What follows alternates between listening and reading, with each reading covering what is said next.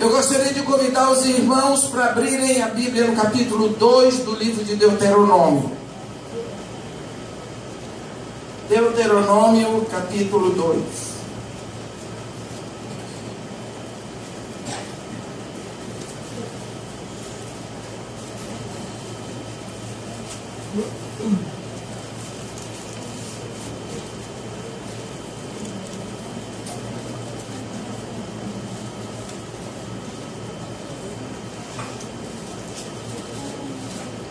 Vamos começar no versículo 26. Então mandei mensageiros desde o deserto de Quedemote a Sehon, rei de Hesbom, com palavras de paz, dizendo: deixa-me passar pela tua terra, somente pela estrada irei. Não me desviarei para a direita nem para a esquerda. A comida que eu como a vender-me-ás por dinheiro, e dar-me-ás também por dinheiro a água que beba. Tão somente deixa-me passar a pé, como fizeram comigo os filhos de Esaú que habitam em Seir, e os moabitas que habitam em Ar, até que eu passe o Jordão, a terra que o Senhor nosso Deus nos dá. Mas Sehon, rei de Hesbom, não nos quis deixar passar por sua terra, porquanto o Senhor teu Deus endureceu o seu espírito e fizeram obstinado o seu coração, para tu dar nas mãos como hoje se vê. Disse-me, pois, o Senhor: eis que tenho começado a dar-te Sehon e a sua terra. Passa a desapossá-lo, para lhe ocupares o país. Então Sehon saiu-nos ao encontro, ele e todo o seu povo a peleja em Jaza. E o Senhor nosso Deus nos entregou, e o derrotamos, a ele e a seus filhos e a todo o seu povo. Amém. No que nós estamos vendo aqui é mais um momento na história do povo de Israel, quando eles estão a caminho da terra prometida.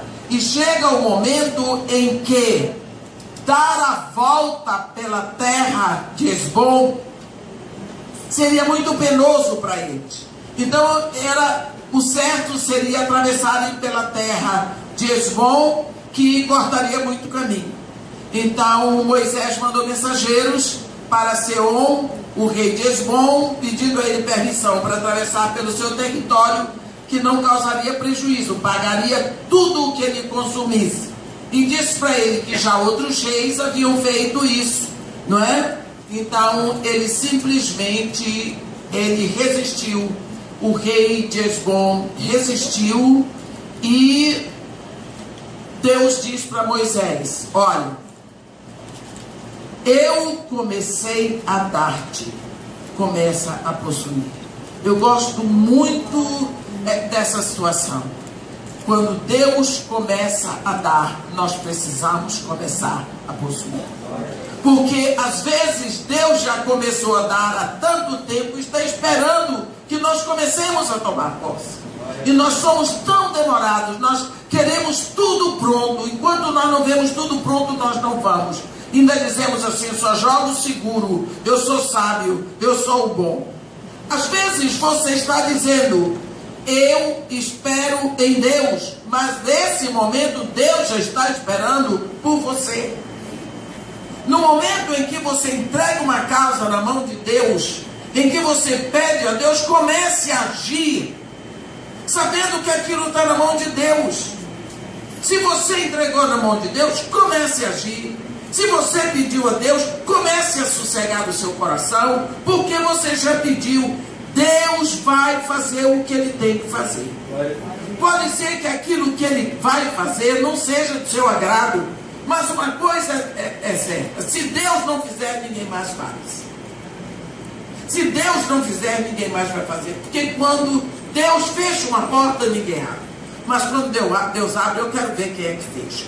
Então, você vê que à medida que você pede a Deus, entrega para Ele uma coisa, você tem que começar a se mover em fé. Semana atrasada, eu fui acusada duramente, porque eu levei a Kay para ministrar numa igreja. E uma pessoa disse para mim assim: mas olha, essa moça está com câncer no pulmão, não é ela? Eu disse: é. Mas como é que a senhora traz para ministrar? Eu disse: qual é o problema? Mas, desculpe, mas isso é ridículo, isso é falta de amor. Eu disse: depende do que é amor para você. Eu falei com ela. Ela disse: como é que você vai... A Kay disse para ela: olha, o médico disse que eu tenho câncer no pulmão. Eu sinto dores e ele me deu o Tilex para tomar. Mas acontece o seguinte: eu tenho voz para ministrar. O câncer não atacou minhas cordas vocais. E tem outra coisa: se eu estou feliz, se eu estou triste, se eu estou com enfermidade, se eu estou sadia, não tem problema. Deus continua sendo digno de todo louvor e de adoração. Gente, eu olhei para aquela menina e eu disse: tá aí, ó, o que é que Deus botou essa briga comigo? Ela me surpreende com as coisas. Ela disse: mamãe, enquanto eu tiver voz, enquanto eu tiver saúde, enquanto eu puder respirar, eu vou adorar. Resultado: nós fomos ao médico, o nódulo não aumentou e as contagens do sangue também não subiu. Então, Deus começou a dar, nós entregamos literalmente a causa daquele na mão de Deus. Porque quem é que vai cuidar? A vida dela. Se é Deus que determinou o número de dia delas, é Deus que vai cumprir. Não é? Não é médico, não é remédio, não é quimioterapia, e mesmo, muito menos eu. É Deus que vai cumprir. Então entregamos na mão dela, vamos viver. Nós sofremos, só Deus sabe o que eu tenho sofrido, mas nós precisamos saber que está na mão de Deus. Então vamos começar a agir. Não é? Eu tenho tido dificuldade para viajar porque eu não gosto de deixá-la sozinha. Então, nem sempre eu posso pagar a passagem dela para ir comigo. Então, eu não posso viajar porque ela é humana e ela corre o risco de uma depressão. Porque ficar sozinha pensando, eu estou com os dias contados, é difícil. É muito duro, então não posso chegar a esse ponto. Mas o que nós precisamos fazer é o seguinte: Deus começou a dar, vamos começar a possuir, vamos começar a nos alegrar com o que Deus está fazendo, no sentido de andar conforme aquilo que nós temos pedido a Deus. Não é? Quando Deus prometeu a Abraão todas as bênçãos que ele prometeu, o que foi que Deus prometeu a Abraão? Um grande futuro, porque quando Deus disse para ele: em ti e na tua descendência serão benditas todas as famílias da terra. Puxa vida, que maravilha. Olha, você pensa, tem pessoas assim com Deus, que nascem e Deus abre a visão delas. Vou dar um exemplo para vocês. Eva, que moça, né? A moça nunca viu um negócio desse, só na Bíblia. A moça já nasceu com o noivo certo, marido certo. Isso é uma coisa espetacular. Não teve que se preocupar, não teve medo de ficar sozinha. E outra coisa, ela foi uma mulher que nasceu 0 quilômetro, ela não tinha nem lembranças do passado, não tinha traumas, nem sogro, não tinha sogra, não tinha sogra, tá vendo? Onde é que ele foi por ali? Ai, vale a pena. Não tinha sogra. O que eu estou dizendo é que ela nasceu com tudo pronto. Aí nasce Eva e Deus diz assim: crescei, multiplicai-vos, enchei a terra, dominai-a. Você pensa o que é isso? Para uma moça que acabou de nascer, ela olhou e disse: puxa, multiplicar, encher a terra, dominar. A visão dela foi abrida assim, a mulher olhou um horizonte tão grande, já com o marido pronto. Aí o marido virou para ela e disse assim: você vai ser a mãe de todos os seres humanos. Eva significa mãe de todos os seres humanos. Você imagina o que aconteceu na mente dessa moça? Essa moça passou a olhar grande. Tudo para ela era grande, mãe de todos os seres humanos, encher a terra. Puxa vida, a projeção de Eva foi tremenda. E olha que lá nasce um filho. E vocês sabem como é que filho enche casa. De barulho, de desordem, de tudo. Sua casa tá bonitinha, né? Acabou de casar. 2 anos. Nasce um filho, vai ter coisa do filho no seu quarto, no seu banheiro, na sala, o seu carro, na cozinha, em todo canto. E se for possível, ele toma conta da sua cama, deita no meio e você entra com todo o respeito. Para ele não acordar, não pode perturbar o sono dele, ele pode perturbar a vida de todo mundo. Mas você não pode perturbar a vida dele. É uma maravilha, a gente gosta. Filho é um negócio que a gente tem que pensar muito. Que até Deus quis ter uma porção logo, é tudo pecador. Tem que ser filtrado no sangue do filho dele, né? Mas vamos lá. Nasce o filho de Eva, Caim. Pensa o que foi na vida dessa moça. Pensa o que foi na vida daquele povo. E ela pensando, eu vou ter milhares assim.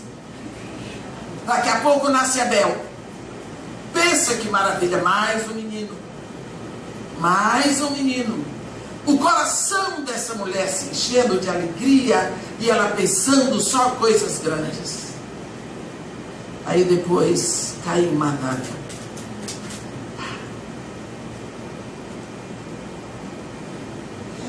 Silêncio, dor. Eva vai conhecer o que é saudade, vai conhecer o que é dor, o que é lágrima, o que é sofrimento, o que é solidão, tudo isso. Desaparecem os 2 filhos, um pela morte e o outro porque se tornou andarilho. Pensa o que é isso. Mas existia uma palavra que Deus deu. Enchei a terra, dominar. Existia uma profecia do marido dela, mãe de todos os seres viventes. Quando a Bíblia fala, no capítulo 4 de Gênesis, no versículo 25, está escrito assim: tornou Adão a coabitar com sua esposa, e ela concebeu e deu à luz um filho, cujo nome ela botou Sete, porque disse ela, Deus me concedeu outro descendente, em lugar de Abel que Caim.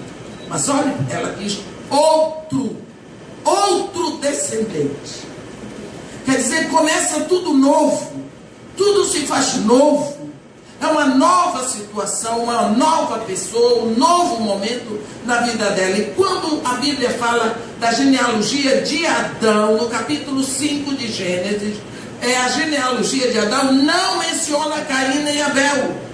A genealogia diz que Adão viveu 130 anos e teve um filho chamado Sete, e depois ele viveu mais 800 anos e teve filhos e filhas. Mudou tudo, mas o que Deus tinha dito se cumpriu. Adão e Eva tiveram 130 anos de tristeza, 800 de alegria, 130 de choro, 800 de canção. Então o que Deus disse que aconteceria na vida dessa mulher, aconteceu. Ela chorou, ela sofreu, ela passou a dor que nenhuma mãe quer passar. Mas aconteceu. Uma vez que Deus deu, comece a possuir. Se Deus lhe deu uma palavra, comece a viver aquela palavra.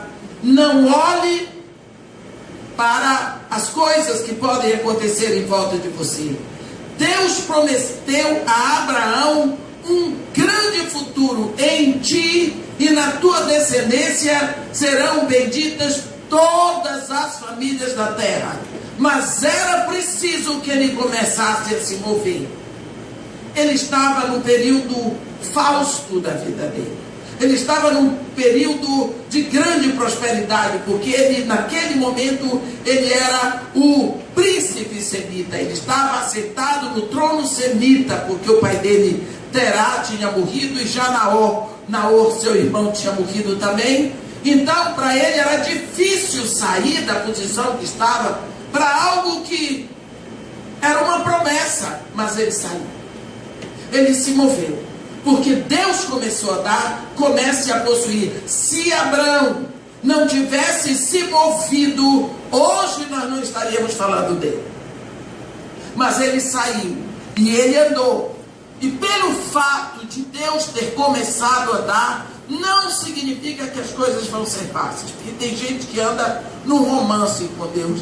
Ah, estava tão difícil, não foi Deus que me deu. É bem possível que está difícil porque foi Deus que deu. Nós precisamos acabar com esse sonho de que as coisas com Deus são fáceis. Não são fáceis. Pergunte para Jesus se é fácil a cruz, pergunte para João Batista se é fácil ser decapitado, pergunte para todo mundo que anda com Deus se é fácil. Não é. A única coisa que você tem é uma certeza, é uma alegria que Deus lhe dá. Essa é a força que lhe dá, é a alegria que nós temos para continuar, a certeza de um poder que Ele libera para nós cantarmos no meio da dor. Não é? Então, se Deus começou a dar, você pediu, você orou, comece a possuir, comece a proclamar tudo aquilo. Foi preciso que Abraão saísse da sua zona de conforto, ele se moveu. O autor de Hebreus escreve em Hebreus 11, versículo 8: pela fé, Abraão, quando chamado, obedeceu, a fim de ir para um lugar que devia receber por herança, e partiu sem saber para onde ia. Saiu, se moveu. Deus começou a dar, comece a possuir. E a forma de você possuir é andar de acordo com aquilo que Deus lhe deu. Quando o exército de Faraó impressou Moisés com o povo de Israel em frente ao Mar Vermelho, e Deus ordenou: diga ao povo que marche, que se mova, que comece a aquecer os músculos, comece a fazer um aquecimento, que tem uma longa caminhada pelo mar. Diga ao povo: por que clamas por mim, Moisés? Diz ao povo que marche, e tu abre o mar, estende a tua mão sobre o mar e abre o mar para o povo passar. Ora, tudo era tão difícil, porque marchar na beira da praia, diante do mar, quando o inimigo vem de lá, e o outro levanta a mão sobre o mar e abre o mar. Moisés nunca tinha falado que podia abrir o mar, mas Deus falou: vamos começar a possuir. O povo começa a marchar, Moisés levanta a mão, Deus abre o mar.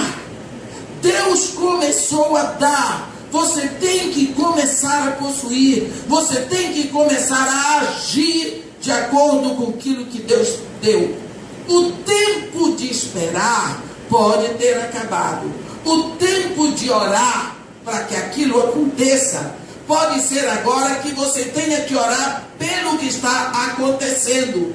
A hora de se mover em fé já chegou, porque esse povo de Israel depois teria que atravessar o Rio Jordão, marchando através de um Jordão na época de seca. Porque o único meio de nós entrarmos na próxima bênção é atravessando a barreira do medo. Ou barreira horrível é o medo. O medo é um gigante. O medo é uma barreira horrível. Vocês imaginem o que é o exército de Israel? E o gigante. O gigante, a presença do gigante era tão forte que o exército ficou com medo. Ficou com medo, porque eles olhavam o gigante. Eles viam que não tinha quem pudesse lidar com uma coisa daquela. Ali, pelo medo, a mente deles ficou embotada. Eles esqueceram que eles estavam em aliança com Deus. E estando em aliança com o Senhor dos Exércitos, eles têm direito a todos os exércitos de Deus. Então, a barreira do medo embotou a mente deles de tal forma que eles só viam o gigante. Eles esqueceram que eles tinham todos os exércitos que o gigante não tinha. Foi aí que apareceu Golias. Que o Golias só via o seguinte: eu tenho uma cicatriz no prepúcio que me dá autoridade, porque me dá direito a todos os exércitos de Jeová Tsebaote. Foi aí que ele chegou, muito tranquilo, eu creio, diante de um gigante que ele tinha que olhar assim. E quando o gigante disse para ele: você vem para mim com um pedaço de pau, você está pensando que eu sou algum cachorro? Ele disse: você vem para mim com espada e com lança, eu vou para você em nome do Senhor dos Exércitos, do Deus dos Exércitos de Israel, a quem você está desafiando. Aí ele só soltou uma das pedrinhas. O gigante ficou tonto e caiu. Ele tomou a espada do gigante e cortou a cabeça do gigante e levantou. Por quê? Porque Davi venceu uma barreira chamada medo. O gigante não era o medo. O gigante era um gigante, um homem de altura descomunal. Mas o medo não estava no gigante, o medo estava nos exércitos de Israel. Por que é que Davi não teve medo? Porque Davi tinha uma consciência exata de que Deus está em aliança comigo, porque eu sou circuncidado. Então, se eu sou circuncidado, eu tenho direito a tudo que Deus tem. E o que é que Deus tem? Um exército, ninguém está vendo, mas eu creio que ele existe. Então, se Deus começou a dar no dia em que você se rendeu a Jesus Cristo, nesse dia você passa a ter direito a todos os exércitos de Deus, a todo o reino de Deus. Você tem direito a Deus como Pai. Então, você tem que saber a possuir essa verdade, porque Deus começou a dar. Comece a possuir tudo aquilo que está pronto para você. Nós vemos que lá em Lucas 17,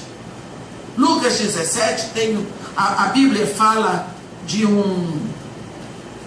que Jesus Cristo ia passando no interior da Samaria, lá para Galileia. E ele entrou numa aldeia, e saíram 10 leprosos que gritaram para ele de longe: Mestre, Jesus, tem misericórdia de nós. Os leprosos não podiam se aproximar porque eram leprosos. E Jesus, a Bíblia diz em Lucas 17:14, ao vê-los, disse Jesus: ide e mostrai-vos aos sacerdotes. Aí a Bíblia diz assim: aconteceu que, indo, eles foram purificados. Nós sabemos que esses leprosos tinham uma consciência: eu sou leproso, eu não posso me aproximar. Porque naquela época os leprosos ficavam fora da cidade. E a lepra é metáfora de pecado. Você lê isso em Levítico 13 e Levítico 14. Então eles não se aproximaram, gritaram de longe, a Bíblia diz. E Jesus respondeu: ide mostrar ao sacerdote. Primeira coisa, você vai ler lá em Levítico, e você vê que a lepra tinha 2 momentos. Primeiro, quando a pessoa percebia que foi curada, ela ia ao sacerdote. O sacerdote ia examinar para ver se houve realmente a cura. Caso a cura estava pronta, então ia começar o segundo momento, que era o momento da purificação do leproso. O momento da purificação do leproso era muito trabalhosa, porque tinha um tal de levar pombinho e trazer pombinho, e tanto de farinha de trigo e vai. Era uma coisa trabalhosa e demorada, a purificação do leproso. Jesus Cristo, quando fala com ele, já diz: ide e mostrai-vos ao sacerdote. Quer dizer, creio que você já está curado. Você já está curado, então você vai certo da cura. E eles se movem. Eles foram. Aconteceu que, indo, eles foram purificados. No momento em que eles se movem, a segunda etapa acontece na vida deles: foram purificados. Se eles não se movessem, o processo não se completaria. Por quê? Porque a Bíblia diz: aconteceu que indo eles foram purificados.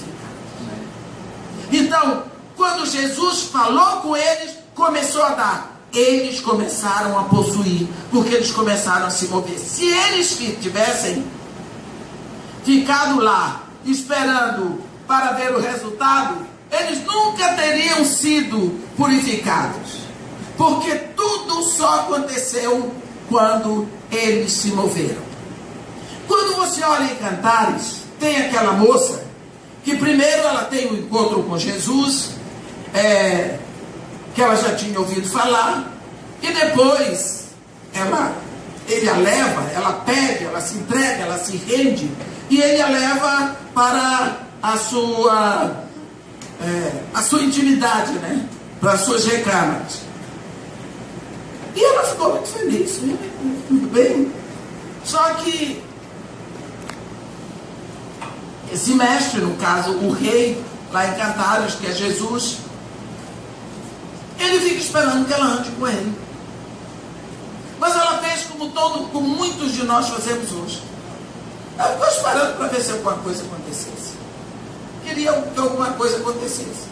No capítulo 12 ele diz: levanta-te, querida minha, vamos a mim e vem. E ela sentadona.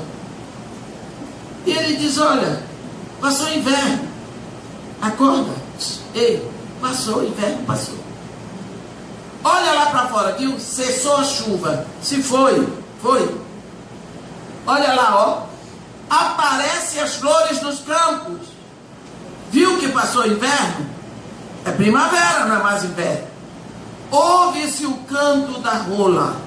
Viu que não é mais inverno? Rola não canta no inverno. Olha lá, a figueira começou a dar figos. Primavera. No inverno, a figueira não dá figo. Sente, percebe, viu? As vides em flor exalam o seu perfume. Ele estava dizendo para ela que ela estava vivendo o inverno quando já era primavera. Ela estava vivendo uma situação quando na realidade ela já estava em outra. Quantos de nós estamos no cristianismo e ainda estamos vivendo o espiritismo? Quantos de nós estamos no cristianismo e ainda vivendo aquela loucura das imagens, e da água benta, e da flor ungida? Estamos. Olha quantas pessoas. Eu me lembro, uma vez eu estava lá no mar da Galileia, tinha uma turma de cristãos e eu ia dar uma palavra. Me pegaram por lá de jeito, quem mandou estar lá no meio do povo. Eu não fui lá para pregar, eu estava lá no meio do povo, me viram, me reconheceram. Gente que passava a mão, não sei como eles dão conta de carregar tanta pedra. Porque a pedra, se Jesus não pisou nessas pedras, essas pedras foram botadas aqui tem mais de 100 anos. Não tem mais de 100 anos. Tem gente que apanha folha no Monte das Oliveiras. Esse irmão está escrito aqui, essas oliveiras foram plantadas aqui há 800 anos atrás. Leva vidrinho para pegar água do Rio Jordão.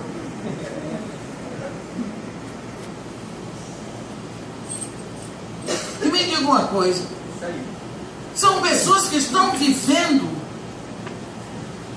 no catolicismo do tempo do onça, porque hoje nem mais católico faz isso, católico consciente não faz mais isso. Mas estão vivendo no catolicismo do tempo que Adão era menino. Por quê? Porque eles dizem que estão no cristianismo, mas eles estão vivendo em outra época. Deus já começou a dar, mas eles não se moveram para possuir. Não se moveram para possuir. Eu estava falando com o pastor Tudo, o pastor Iaca, essa manhã. Ano passado teve uma preleção em Israel, na festa dos tabernáculos, de um grande preletor, um pastor, John Hagee, que é um homem que tem autoridade na palavra de Deus, ele tem um ministério principalmente com judeus, né? Com judeus. Ele é um homem muito culto, mas é um homem muito dedicado à palavra de Deus. Então ele sempre prega na festa dos tabernáculos. E ele pregou e lançou um livro sobre as 4 luas de sangue. O nome do livro é As 4 Luas de Sangue. E o pessoal que voltou de lá, o pessoal lá em São Paulo, foi procurar, irmão, o que é isso? 4 luas de sangue. Eu disse, não sei. Eu não sabia. E não porque o pastor John Hagee, ele fez essa preleção e está todo mundo apavorado. E o povo, quando apavora que o mundo vai acabar, tá um dia esses negócios. Eu disse, olha, eu não sei, mas se ele lançou o livro em Israel, eu estou indo para os Estados Unidos agora, o livro tem nos Estados Unidos, que o ministério do John Hagee é nos Estados Unidos. Eu vou comprar, vou ler para aprender e para dizer para vocês o que é que ele pregou. Cheguei, saí do Brasil no dia 27 de dezembro, dia 28, cheguei no Canadá, em Toronto. Falei com o pastor, pastor, eu preciso comprar esse livro. Procuramos em toda a livraria, vimos na internet, o livro ainda não tinha chegado nem no Canadá. Aí, no dia 2 de janeiro, eu viajei para os Estados Unidos, o pastor de New York, eu ia para Connecticut, para Danbury, e no caminho para lá eu disse, pastor, eu preciso comprar um livro aqui. Ele disse, é comigo mesmo que eu trabalhava vendendo o livro. Eu disse, o livro é esse, do John Hagee. Ele disse, do John Hagee, tá garoto. Eu disse, dá para passar logo numa livraria? Ele disse, não, calma, sossega, vou lhe levar em casa, está nevando muito, está muito frio, a senhora vai chegar lá, vai comer uma comidinha boa, fica lá e eu saio para comprar o livro para a senhora. Saí, eu disse, então se encontrar compradores, que eu ia mandar um para o pastor lá no Toronto. Mandei. Voltou para casa com os 2 livros, eu comecei a ler o livro. O que ele diz nesse livro, eu estou fazendo a sinopse dele, não é uma cópia, não é uma tradução, a sinopse dele, porque eu prometi ao pessoal lá de Atos. O que ele diz no livro dele é tudo muito básico do ponto de vista bíblico, porque ele prega e escreve a Bíblia como está escrito, mas ele chama a atenção numa direção que muitos de nós que escrevemos. Ele diz o seguinte, quando os discípulos estavam se gabando da construção do templo, das arcadas do templo e tudo mais, se gabando do que tinha, como a gente aqui se gaba do Maracanã, que é uma maravilha, da estátua do Cristo, da Baía de Guanabara. Então, eles estavam se gabando, Jesus olhou para aquilo e disse assim, em verdade eu vos digo, não ficará pedra sobre pedra. E aquilo foi um choque. Você já pensou, você está mostrando, olha o Maracanã, a pessoa diz assim, vai cair. Entende? Foi mais ou menos isso, Jesus Cristo foi. Aí os discípulos, todos os judeus, ficaram impactados com aquilo, e Jesus saiu andando. Se você já foi em Israel, você sabe que você faz a pé 5 minutos do templo para o Jardim das Oliveiras, porque o templo não existe mais, mas ficou lá o pedaço do muro que chama o Muro das Lamentações. A gente faz a pé do Muro das Lamentações para o Monte das Oliveiras em 5 minutos. Então Jesus saiu de lá, imagina do jeito que ele andava. Se eu faço, imagina Jesus, chegou lá e ele sentou. Você imagina os discípulos, estavam com aquilo engasgado, finalmente não ficaram pedra sobre pedra, eles querendo saber o que é. Aí eles vieram assim, né? Mestre, diz aí para nós, como vai acontecer essas coisas? Que sinais nós teremos da tua vida? Esse é o momento básico do livro, porque esse é o momento em que Jesus Cristo vai dar pistas e aconselhamentos para os seus discípulos. E a primeira coisa e Jesus Cristo não diz, você não tem que saber, não é da sua conta, não. Pelo contrário, ele disse, olha, veja para que ninguém vos engane. E esse é o primeiro ponto que ele diz. É que nós podemos ser enganados. Um dos enganos que nós temos é olhar para o tempo que nós estamos de forma errada, como essa mulher de Cantares. Ela estava crente que ainda estava no inverno, mas já era primavera. E pelo que Jesus está dizendo lá em Cantares, se o inverno não esperou, a primavera também não vai esperar. Porque o tempo não espera. O Cazuza repetiu isso. Parece até que leu a Bíblia. O tempo não vai esperar ninguém. Olha, Jesus Cristo, que ninguém vos engane, nós estamos olhando festivamente para as coisas. Tudo isso que nós vemos é engano, porque nós olhamos o que está nesse mundo caído. A Bíblia diz que este mundo inteirinho jaz no maligno. E se a arte máxima do diabo é o engano, ele vai usar de tudo para nos enganar. Como ele vai nos enganar? Nós olhamos as coisas cada vez mais lindas. O Rio de Janeiro vai ficar uma maravilha para os turistas. Não é? O exército veio para o Rio para quê? Para proteger os turistas, na saída dos... Nós não precisamos de proteção, mas nós sabemos quem é que nos protege. O problema é que nós olhamos para as coisas. Nós não olhamos na direção que Deus está querendo que olhemos.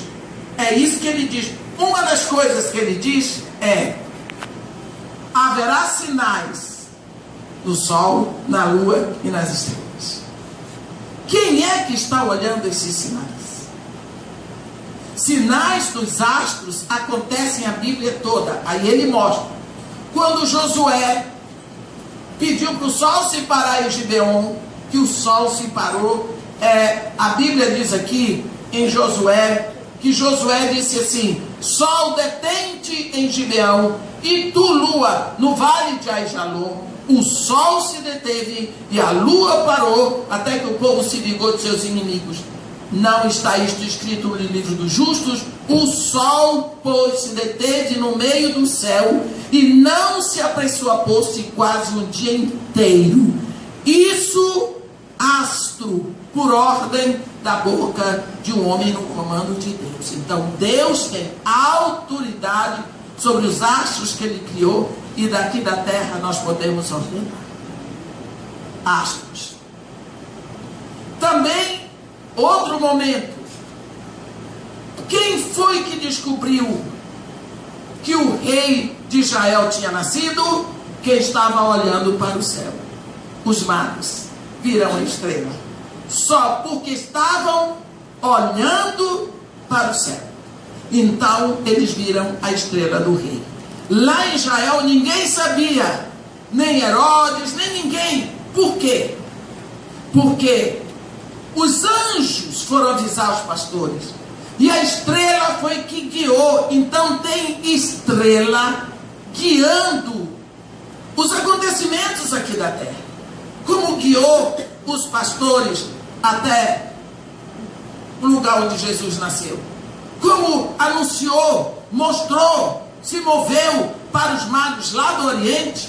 Então astros estão anunciando coisas aqui e nós não estamos prestando atenção. Quando Ezequias, que teve aquela doença, vocês lembram?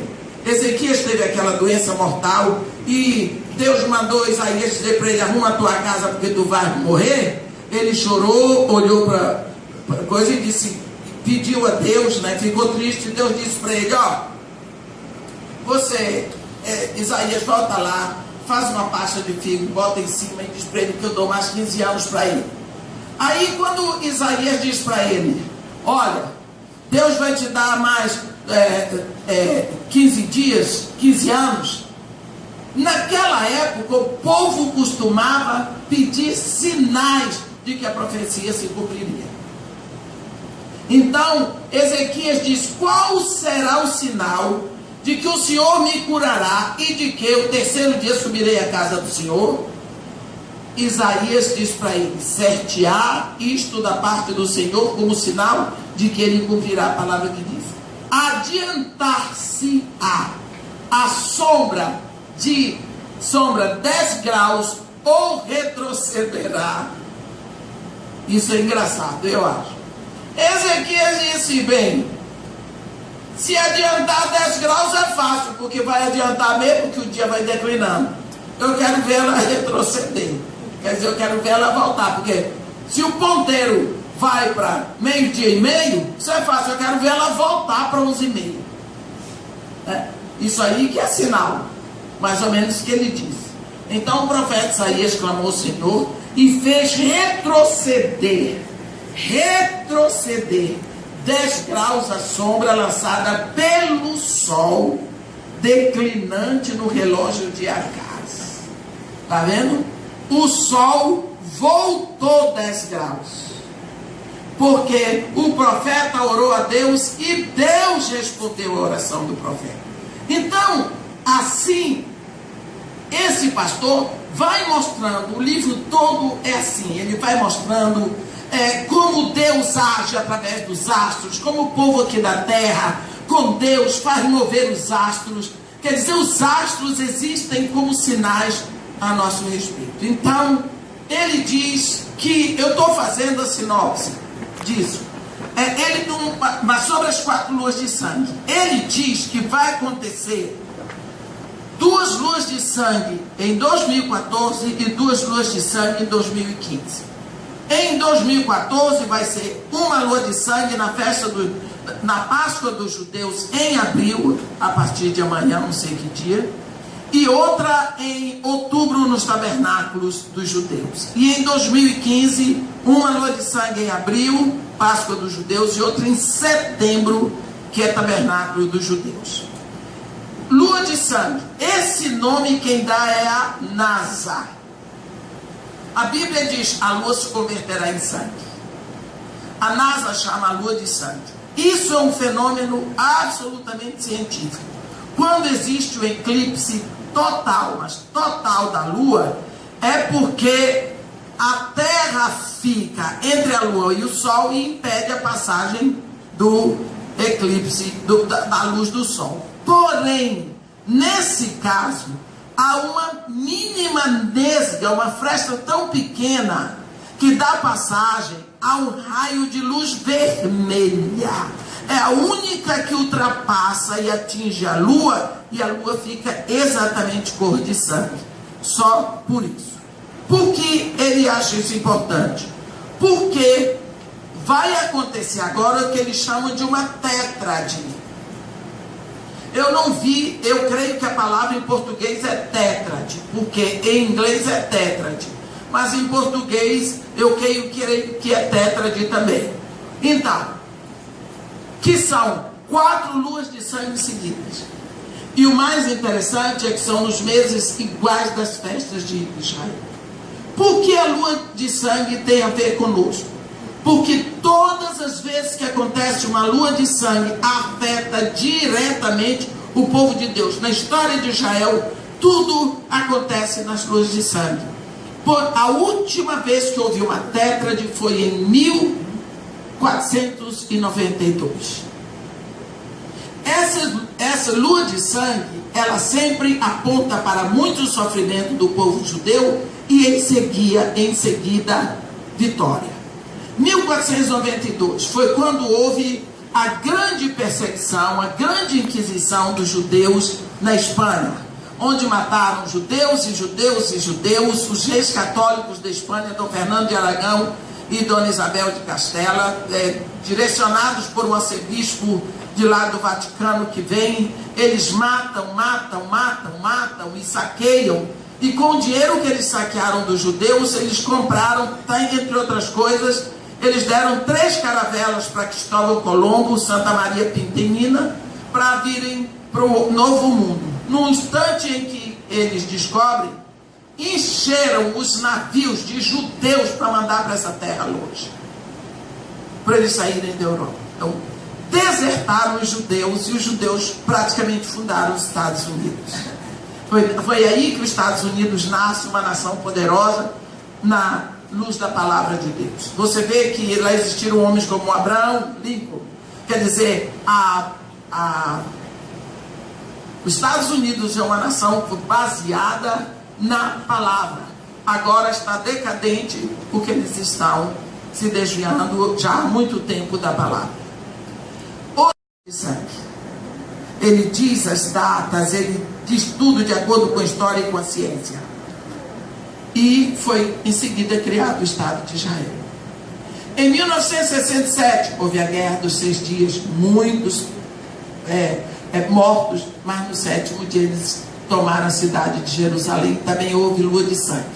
Então, o que ele fala dessas datas, ele escreve a história, ele aponta os fatos históricos todos nesse livro, e ele mostra principalmente como Deus se move através dos astros.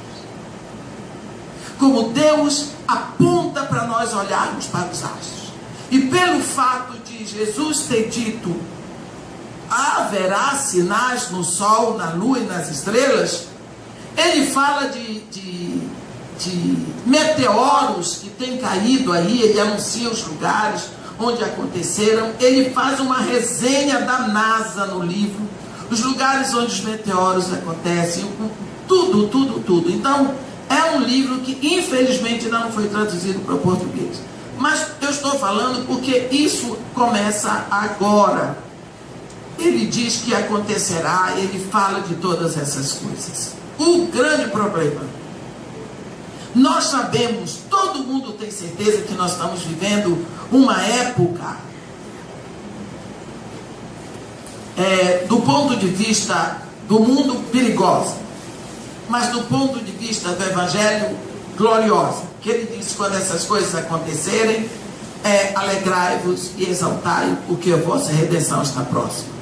Mas nós vemos as coisas acontecendo e sabemos do que está acontecendo, mas de uma hora para outra parece que nós não queremos tomar uma providência sobre nós. Nós temos medo de encarar os fatos. É como, parece que nós somos um bando de avestruzes enterrando a nossa cabeça para não ver as coisas.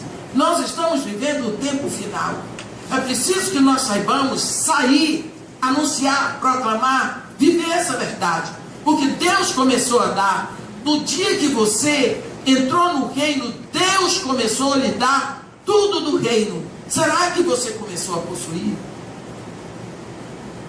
Será que você realmente está andando de acordo com essas coisas do reino? Ou você está preso numa porção de coisas em torno do reino? Porque existem muitos cristãos que estão vivendo em torno de coisas do reino. Não é. Deus nos deu o reino. Deus já nos deu esse reino. Nós precisamos começar a viver esse reino. Porque é só quando nós começamos a viver esse reino que nós começamos a possuir cada vez mais. E se Deus não pode encher esse copo de água para mim se ele estiver cheio, mas se eu já bebi a água toda, ele põe água. Por quê? Porque eu bebi, eu usei a água. Se Deus não derrama água num copo cheio d'água, por que é que eu acho? Se eu não derramo água num copo cheio d'água, por que é que eu acho que Deus vai derramar? Quanto mais você usar do reino, mais Deus vai te dando do reino. Porque à medida que Deus começou a dar, você tem que começar a possuir para que Ele dê mais ainda. Quando nós lemos aqui, Seom, rei de Hesbom, ele foi destruído. A Bíblia diz para Moisés: eis que eu comecei a dar, começa a possuir. E diz, a Bíblia diz que Josué, que Moisés, Deuteronômio 31, que Moisés diz que Josué Deuteronômio 2, eu estou no 31, Deuteronômio 2, que Josué fala: e o Senhor nosso Deus nos entregou e derrotamos a ele e a seus filhos, a todo o seu povo. Foi preciso que Moisés se levantasse em guerra. Foi preciso que Moisés se levantasse para a batalha. Foi preciso que eles fossem à frente, porque Deus começou a dar. Eles tinham que começar a possuir. Quantas vezes, quando Deus fala para Josué, ele diz: Josué, eu entreguei nas tuas mãos a Jericó, ao seu rei e a seus valentes. Quer dizer, eu já dei. Você só precisa ir lá tomar posse. Vai lá, toma posse. Ele só precisava de uma estratégia. Você viu que Josué não teve que levantar a mão para destruir. Cercou 7 noites, e na 7ª noite 7 vezes, depois o povo gritou. E entraram e saquearam tudo. Tomaram tudo. Não teve jeito. Tocaram fogo nas coisas. Deus deu. Mas aqui, ele disse, eu tenho começado a dar. Começa a possuir. Significa que isso é um processo. É contínuo. Cada vez mais. Ele começou, você começa e você vai andando com Deus. À medida que você vai andando com Deus, ele vai dando, você vai possuindo mais, e ele vai dando mais e você vai possuindo mais. Enquanto você não acabou de possuir tudo, Deus não vai parar de lhe dar tudo, porque ele apenas começou. Eu gosto desse trecho porque ele começou. Não se sabe quando é que Deus termina, porque Deus não tem pressa de terminar, porque ele tem todo o tempo que ele é infinito. Amém? O que é que Deus começou a dar na sua vida que você ainda não se moveu para possuir? Abra o olho. Abra o olho, porque com certeza você é filho de Deus. Deus já começou com você. Se mova, vá. Os primeiros passos são como de uma criança engatinhando, não é? Nós não temos a fé do adulto, nós não temos aquela fé forte, nós não temos o hábito, e o hábito é uma segunda natureza. É preciso que quando a criança começa a andar, ela cai muitas vezes, até que se firma nas pernas, dá os primeiros passos, 3 passinhos, cai, mas depois um dia ela está correndo uma maratona. Então, é preciso que, assim como Deus deu a ela músculo nas pernas, ele também deu músculos para a sua fé. E esses músculos só vão, os músculos das crianças só vão se fortalecendo à medida que ela usa. Os músculos da sua fé vão se fortalecendo mais à medida que você usa a sua fé, que você age em fé, que você proclama as coisas que Deus já lhe deu. Portanto, Deus começou a dar, meu irmão. Comece a possuir. Entre nesse caminho da fé e comece a agir, que as coisas são suas, em nome de Jesus, para a glória do Senhor. Ó Deus, Senhor nosso Pai, em nome de Jesus Cristo, nós estamos diante de Ti para proclamar a Tua autoridade sobre as nossas vidas. Te pedimos, ó Pai, em nome de Jesus Cristo, que o Senhor, na sua infinita misericórdia, olhe para nós. E sempre, Senhor, sempre, sempre, sempre, fortaleça o nosso coração com a sua palavra. Dá-nos uma disposição heróica, Senhor, de entrar varrendo, varando, possuindo, nos apossando de tudo aquilo que o Senhor já nos deu. Amém. Pai, que nós possamos andar com o Senhor, tomando posse de tudo aquilo que o Senhor quer que façamos. Nós pedimos perdão, Pai, porque quantas vezes nós estamos esperando ver. Mas se aqueles leprosos tivessem esperado para ver, eles não teriam sido purificados. Eles foram purificados enquanto se moviam. Dá-nos a coragem, a pertinácia, Senhor, de nós nos movermos em fé, para que nós possamos ir galgando cada vez mais as alturas celestiais no nosso coração. Em nome de Jesus Cristo, te agradecemos pela tua palavra. Te agradecemos, Senhor, pelo que has de fazer. Daqui possamos estar com os nossos ouvidos abertos, os nossos olhos atentos, Senhor, para aquilo que tu tens para fazer para nós. E te agradecemos pelo momento que vivemos, que os nossos corações possam estar prontos para perceber o que tu estás fazendo, para nos movermos na direção certa. Em nome de Jesus. Amém.